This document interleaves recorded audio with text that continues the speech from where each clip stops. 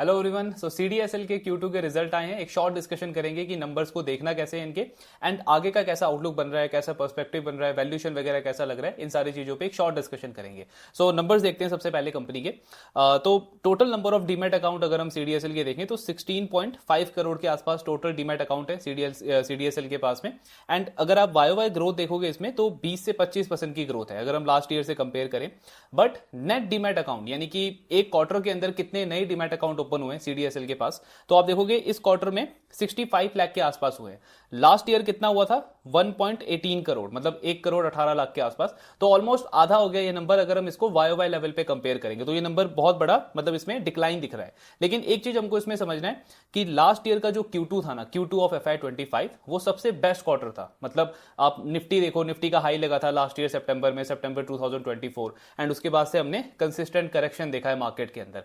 तो हम क्या कर रहे हैं इसमें, अगर मैं वाई वाई कंपेयर कर रहा हूं कि मैं कंपनी के सबसे बेस्ट क्वार्टर को कंपेयर कर रहा हूं, माइट भी सबसे चैलेंजिंग क्वार्टर के साथ में, बिकॉज अभी ये जो लास्ट के 1-2 क्वार्टर गए हैं वो सीडीएसएल के लिए नंबर्स के पॉइंट ऑफ व्यू से या फिर ओवरऑल मार्केट के लिए भी अगर हम बोले तो काफी चैलेंजिंग क्वार्टर गया, Q4, Q1, Q2। तो अगर मैं वाई वाई कंपेयर करूंगा तो ऑफकोर्स मुझे नंबर बहुत खराब ही लगेगा। मुझे ये देखना है कि रीसेंट क्वार्टर्स में, पिछले 1-2 क्वार्टर में ट्रेंड कैसा चल रहा है बिजनेस का, बिकॉज मुझे आगे का आउटलुक वही देगा ना। जैसे हम लेंडिंग बिजनेसेस में एसेट क्वालिटी को क्वार्टर ऑन क्वार्टर कंपेयर करते हैं बिजनेस के आने वाले क्वार्टर्स की परफॉर्मेंस को असेस करने के लिए, वैसे ही इन कंपनीज का क्वार्टर ऑन क्वार्टर जब हम कंपेयर करते हैं ना तो हमें बेटर पिक्चर समझ आता है। तो आप देखोगे लास्ट के जो 2-3 क्वार्टर्स है ना, उसमें ये वाला जो नंबर है, मतलब टोटल डीमैट अकाउंट वाला नंबर, ये कंपनी के लिए धीरे धीरे स्टेबल हो रहा है। मतलब पहले 1.18 करोड़ से ये 92 लाख पे आया, फिर 64 लाख, फिर 57 लाख। तो मतलब अब क्या हो गया, ये एक तरीके से हम बोल सकते हैं बेस बन गया है, मतलब काइंड ऑफ बॉटम बन गया है। डीमैट अकाउंट में जो फॉल होना था, बड़ा फॉल होना था, वो हो चुका लास्ट 2-3 क्वार्टर्स में। अभी ये नंबर इसी के आसपास है। एंड जैसा हम मार्केट में सेंटीमेंट देख रहे हैं कि धीरे धीरे स्टॉक्स रिकवर कर रहे हैं, काफी सारे आप मिड कैप इंडेक्स देखोगे, स्मॉल कैप इंडेक्स देखोगे, बहुत सारे स्टॉक्स में अच्छी रिकवरी देखने को मिल रही है। आईपीओस बहुत सारे कंपनीज के आ रहे हैं, तो सेंटीमेंट इंप्रूव होता हुआ दिख रहा है। तो होपफुली अगर ये नंबर जैसे यहाँ पे स्टेबल होता हुआ दिख रहा है, पिछले 3 क्वार्टर में इससे ज्यादा फॉल हमको देखने को नहीं मिल रहा है, एक तरीके से बॉटम बन गया ये हम बोल सकते हैं। तो आने वाले क्वार्टर्स में अगर ये सेंटीमेंट मेंटेन रहता है तो यानी कि आने वाले क्वार्टर्स में हमको इसमें ग्रोथ देखने को मिल सकता है। तो ये एक पॉजिटिव तो नहीं, लेकिन एक चीज से ये बोल सकते हैं कि माइट भी जो वर्स्ट था इनके लिए ना, वो अभी जा चुका है इन टर्म्स ऑफ ये जो रिडक्शन हो रहा था कंपनी के डीमैट अकाउंट वाले नंबर के अंदर। देन फाइनेंशियल परफॉर्मेंस के अंदर अगर हम देखें तो रेवेन्यू मिक्स, बहुत अलग अलग रेवेन्यू के सोर्सेस है कंपनी के। सो वन बाय वन इसको डिस्कस करते हैं, समझते हैं। सबसे पहले आता है आपका एनुअल इश्यूअर इनकम। अब एनुअल इश्यूअर क्या इनकम क्या होता है सीडीएसएल के लिए, तो अब मार्केट में जितनी भी कंपनीज लिस्टेड है ना, जैसे रिलायंस है, एचडीएफसी बैंक है, आईसीआईसीआई बैंक है, तो इनके स्टॉक जितने भी इन्वेस्टर्स के पास में उसको फोलियो बोलते हैं, कि नंबर ऑफ फोलियो, जैसे म्यूचुअल फंड में फोलियोज होता है ना, वैसे। तो पर फोलियो ये सारी जो कंपनीज है ना, रिलायंस हो गया, एचडीएफसी बैंक हो गया, आईसीआईसीआई बैंक हो गया, ये सीडीएसएल को एक फी पे करती है एनुअली। जैसे एग्जांपल के लिए मान लो कि रिलायंस का स्टॉक 100 लोगों के पास है, 100 फोलियोज में है रिलायंस का स्टॉक, तो रिलायंस क्या करेगा, एग्जांपल के लिए 10 रुपी पर फोलियो एनुअली सीडीएसएल को पे करेगा। तो ये हो गया इनका एनुअल इश्योर इनकम। यानी क्या हुआ कि ये रेकरिंग रेवेन्यू है, जैसे वेल्थ मैनेजमेंट में बोलते हैं ना एआरआर, एनुअल रेकरिंग रेवेन्यू। तो सीडीएसएल के लिए ये जो इश्योर इनकम है ये एक तरीके से रेकरिंग रेवेन्यू है। यानी कि मार्केट अगर अच्छा करता है तो ऑफकोर्स ये इनकम बढ़ेगा, क्योंकि आपके नए पार्टिसिपेंट्स आएंगे, फोलियोज बढ़ जाएंगे। लेकिन अगर मार्केट बहुत खराब भी करता है ना, तो भी आप देखोगे ये नंबर कंपनी के लिए गिरा नहीं है। हाँ, वो जिस रेट से ग्रो हो रहा था वो ग्रोथ रेट बिल्कुल अफेक्ट हो गया है, लेकिन इसमें रिडक्शन नहीं देखने को मिला है। जैसे आप देखोगे 81, 81, 87, अब यहां से लास्ट 2 क्वार्टर से धीरे धीरे थोड़ा इसमें ग्रोथ देखने को मिल रहा है। तो ये नंबर पे इतना ज्यादा साइकिल का इंपैक्ट नहीं पड़ता मार्केट के। तो इसमें इस बार भी आप देखोगे वाई वाई लगभग 30-35% की ग्रोथ है, और क्वार्टर ऑन क्वार्टर नंबर अब थोड़ा सा स्टेबल होता हुआ दिखा है। देन दूसरा इनका इनकम का सोर्स है ट्रांजैक्शन चार्जेस। ट्रांजैक्शन चार्जेस क्या होता है, तो जैसे आपके डीमैट में कोई भी स्टॉक है, एग्जांपल के लिए एचडीएफसी बैंक का स्टॉक है, एसबीआई का स्टॉक है, तो जब भी कोई भी स्टॉक आप सेल करते हो ना अपने डीमैट में से, डिपॉजिटरी में से, तो पर सेलिंग स्क्रिप्ट सीडीएसएल जो है वो आपसे कोई ट्रांजैक्शन फी चार्ज करता है। एग्जांपल के लिए 5 रुपी चार्ज करता है, तो वो 5 रुपीज जो है वो सीडीएसएल का इनकम है, ये ट्रांजैक्शन चार्जेस उसको बोलते हैं। अब बहुत कॉमन सेंस की बात है कि ट्रांजैक्शन चार्जेस सीडीएसएल के लिए कब ज्यादा होंगे, जब मार्केट में बुल रैली होगी, सेंटीमेंट बहुत पॉजिटिव होगा, यानी बाइंग सेलिंग चल रही होगी बहुत तेजी से। आज आप कोई स्टॉक खरीद रहे हो, आपने देखा 1-2 महीने में आपको गेन हो गया, आपने प्रॉफिट बुक किया और उस कैपिटल को प्रॉफिट के साथ में दूसरे स्टॉक में लगा दिया। तो आप कंसिस्टेंटली बाय कर रहे हो, सेल कर रहे हो, बाय कर रहे हो, सेल कर रहे हो, तो हर एक सेलिंग के ऊपर सीडीएसएल का ट्रांजैक्शन इनकम बढ़ता जा रहा है। तो ये ट्रांजैक्शन चार्जेस इस कंपनी के लिए अगर आप लास्ट ईयर देखोगे ना, last year Q2 of FY25, तो इनके पूरे रेवेन्यू का, अदर इनकम को एक्सक्लूड करके, मेन ऑपरेशन रेवेन्यू का इनका लगभग 28 से 30% इससे आता था, ट्रांजैक्शन चार्जेस से। तो मतलब एक तरीके से इसका पीक बन गया था Q2 ऑफ FY25 के अंदर। बट फिर क्या हुआ, कंसिस्टेंट इसमें डिक्लाइन देखने को मिला है, बिकॉज ये जब भी इस कंपनी के टोटल रेवेन्यू में 25 से 30% कंट्रीब्यूट करने लगता है ना, तो मतलब एक वो रेड सिग्नल तो नहीं, लेकिन एक थोड़ा सा वहां पे कॉशियस होने की जरूरत है एज एन इन्वेस्टर हमको, क्योंकि इसका मतलब है कि कल को चल के जब भी मार्केट का सेंटीमेंट थोड़ा सा भी नेगेटिव हुआ, तो कंपनी का ये ट्रांजेक्शन चार्जेस वाला जो पार्ट है ये बहुत तेजी से गिरेगा। जैसे इस साल इस क्वार्टर में भी आप देखोगे तो YOY लगभग 30% का रिडक्शन है इस वाले इनकम के अंदर। बट पॉजिटिव क्या है कि क्वार्टर ऑन क्वार्टर इसमें भी हमको थोड़ी सी स्टेबिलिटी देखने को मिल रही है। आप देखोगे लास्ट 3-4 क्वार्टर से ये नंबर इसी के रेंज में 50 करोड़ से 60-62 करोड़ के आसपास। तो मतलब ये नंबर का भी एक तरीके से बॉटम हमको बनता हुआ दिख रहा है। ये लास्ट 3 क्वार्टर का ट्रेंड हमको ये शो कर रहा है। फिर नेक्स्ट आता है आपका आईपीओ और सीए इनकम। सीए इनकम हो गया आपका कॉर्पोरेट एक्शन। कॉर्पोरेट एक्शन जैसे कि कोई कंपनी स्प्लिट करती है स्टॉक को, कोई बोनस देता है, तो स्टॉक में आपका वो हो जाता है ना, 10 स्टॉक 5 बन गए, 5 का स्टॉक 1 बन गया, इस तरीके से होता है। तो ये सीडीएसएल को मैनेज करना पड़ता है हर एक फोलियो के अंदर, हर एक इन्वेस्टर के अंदर, उसके डीपी के अंदर इसको मैनेज करना पड़ता है। तो उसके अगेंस्ट में सीडीएसएल जो है वो एक फी चार्ज करता है, तो वो है उनका सीए इनकम। आईपीओ क्या होता है कि जब भी कोई कंपनी फ्रेश इशू लेकर के आती है तो वो भी सीडीएसएल को फी पे करती है। तो इसका मतलब क्या हुआ, आईपीओ वाला जो इनकम है आपका वो तभी ग्रो करेगा जब ज्यादा नंबर ऑफ आईपीओ आएंगे। अब इसमें आप देखोगे ये जो Q4 था, तो आईपीओ का एक तरीके से अकाल पड़ा हुआ था, मतलब आईपीओ आई कहां रहे थे, मार्केट पे इतना करेक्शन था।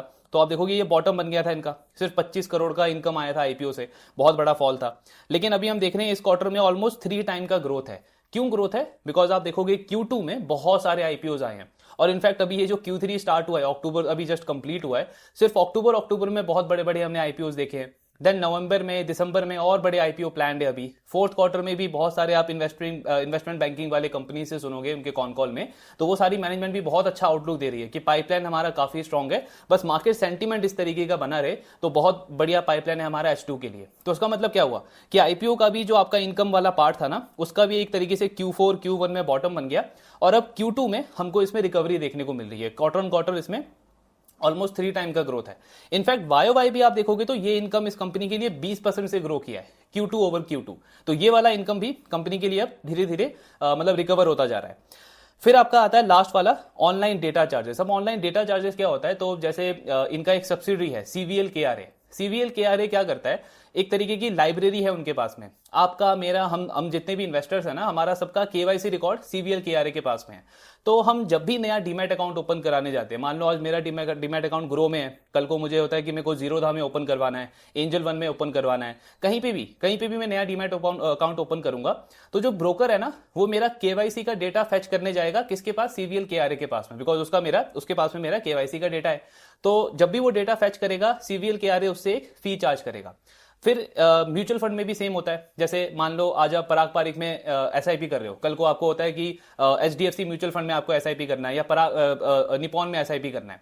तो जब भी आप कोई नया SIP स्टार्ट कर रहे हो या फिर किसी नए स्कीम में इन्वेस्ट कर रहे हो, अगेन आपको वो पूरा KYC का प्रोसेस करना पड़ता है। तो उसके अगेंस्ट में भी AMC को ये जो CVL KRA है वो फी चार्ज करती है। इवन इंश्योरेंस में भी आपको अगर KYC करवाना है तो उसके लिए भी CVL KRA वहां पे फी चार्ज करता है। तो सेम वही पॉइंट हो गया कि नया डीमैट अकाउंट ओपन होना या फिर नया SIP होना, म्यूचुअल फंड में नए नेट इनफ्लो ग्रो करना, ये चीजें जब तक होंगी तब इनका CVL ये ऑनलाइन डेटा चार्जेस का इनकम ग्रो करेगा। और लास्ट 1-2 साल में, 1 साल में अगर आप देखोगे तो चाहे हम डीमैट अकाउंट की बात करें, ब्रोकिंग अकाउंट ऑलरेडी हमने देख लिया, आधा हो गया YOY लेवल पे, या फिर आप म्यूचुअल फंड का नेट इनफ्लो देखोगे जो पहले ग्रो करता था, उसमें हमको काफी फॉल देखने को मिला लास्ट 1-1.5 साल के अंदर। तो उसकी वजह से ये नंबर भी कंसिस्टेंटली गिर रहा था कंपनी के लिए। लेकिन अभी लास्ट 1-2-3 क्वार्टर से इसमें भी एक तरीके से हम बोल सकते हैं कि बेस बन गया इसका, मतलब बॉटम बन गया। अब धीरे धीरे ये नंबर स्टेबल होता जा रहा है, एंड होपफुली जो अभी हम सेंटीमेंट देख रहे हैं वहां से आने वाले क्वार्टर्स में हमको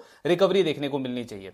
तो अगर इनका टोटल रेवेन्यू मिक्स हम देखें ना, एक एनुअल इश्यूअर ऐसा इनकम है जो मतलब स्टेबल इनकम है, प्रिडिक्टेबिलिटी जिसकी ज्यादा है, और उसमें तो हमको ग्रोथ भी अच्छा देखने को मिला है इस क्वार्टर के अंदर वाई में, और क्वार्टर ऑन क्वार्टर उसमें थोड़ी सी स्टेबिलिटी देखने को मिल रही है।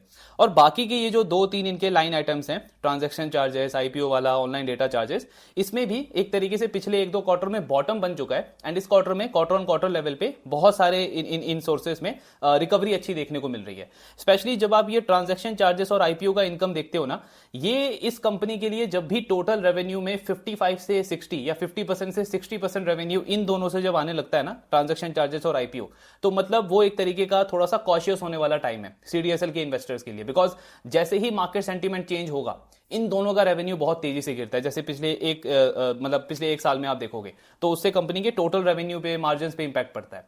और सेम उल्टा है, जब इन दोनों का रेवेन्यू कंट्रीब्यूशन 40% के आसपास आ जाए, जैसे अभी आप देखोगे तो 40 से 45% का रेवेन्यू इन दोनों से आ रहा है अब कंपनी को।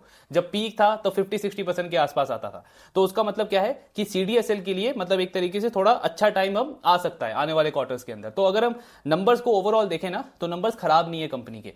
पहले के क्वार्टर्स में ऑफकोर्स हम देख रहे थे कि मार्केट भी लगातार गिरता जा रहा है, आगे की क्लैरिटी इतनी ज्यादा नहीं है, और कंसिस्टेंटली हर एक मैट्रिक पे हम देखते थे कि डिक्लाइन है। लेकिन अभी क्या है कि सीक्वेंशियली एक हमको ये चीज आइडिया लग रहा है कि पहले के कंपैरिजन में अब नंबर्स थोड़े थोड़े पिकअप करते हुए दिख रहे हैं, और उसके साथ में मार्केट सेंटीमेंट भी पॉजिटिव लग रहा है। इसलिए आप देखोगे रेवेन्यू भी जो है कंपनी का ओवरऑल रेवेन्यू, ये सेकंड हाईएस्ट क्वार्टरली रेवेन्यू इन्होंने रिपोर्ट किया है। मतलब आपको जरूर वाई दिखेगा रेवेन्यू गिर गया है, लेकिन स्टिल लास्ट ईयर के Q2 के बाद में ये वाला सेकंड क्वार्टर है जहां पे कंपनी के काफी बेटर नंबर्स आए। इनफैक्ट आप क्वार्टर ऑन क्वार्टर भी देखोगे तो रेवेन्यू में ग्रोथ है, लगभग 20-25% की ग्रोथ देखने को मिल रही है सीक्वेंशियली। और मार्जिन भी इनके लास्ट ईयर का अगर आप मार्जिन देखोगे तो 62% था, लेकिन इस क्वार्टर में 55% है। तो वाई आपको दिखेगा मार्जिन गिरा है, लेकिन सीक्वेंशियली कंपनी के बिट्टा मार्जिन इंप्रूव हुए हैं, 50% से 55% पे मार्जिन आए हैं। सो ओवरऑल अगर हम रिजल्ट देखें तो मतलब खराब नहीं बोल सकते नंबर से, का ऐसा लग रहा है कि इनका बॉटम बन चुका है, एंड यहां से अच्छे नंबर्स कंपनी रिपोर्ट कर सकता है आने वाले क्वार्टर्स के अंदर। सो बिजनेस वाइज चीजें ठीक है, प्रॉब्लम है इनके वैल्यूएशन के अंदर। आई मीन हमने जब Q4 में डिस्कस किया था सीडीएसएल को, Q4 के रिजल्ट के बाद में, तो हमने यही चीज डिस्कस किया था कि सीडीएसएल का और ये जो ब्रोकिंग वाली कंपनीज है, Q2 Q3 माइट भी इनके लिए वैसा टाइम होगा जो उस टाइम पे Q4 में उस टाइम पे माइक्रो फाइनेंस के लिए चल रहा था। जैसे माइक्रो फाइनेंस के नंबर्स खराब आ रहे थे, लेकिन हमको ये पता था Q4 या Q1 उन कंपनीज के लिए एक तरीके से बॉटम बन जाएगा in terms of asset quality, और इन कंपनीज के लिए वो बॉटम वाला पॉइंट कब होगा, Q2 या Q3 में, क्योंकि लास्ट ईयर आपका Q3 से वो सेबी के रेगुलेशन अप्लाई हुए थे मार्केट में, मार्केट का हाई बना था लास्ट ईयर सितंबर में, तो आपका बेस इफेक्ट जो है 1 ईयर का वो पूरा Q2 में कंप्लीट हो जाएगा, एंड देन Q3 ऑनवर्ड्स हम थोड़े से बेटर नंबर्स एक्सपेक्ट कर सकते हैं। तो अभी सीडीएसएल का वो टाइम आना स्टार्ट हो गया जो माइक्रो फाइनेंस का Q4 ऑफ FY25 से स्टार्ट हुआ था। लेकिन प्रॉब्लम क्या है, वैल्यूएशन का।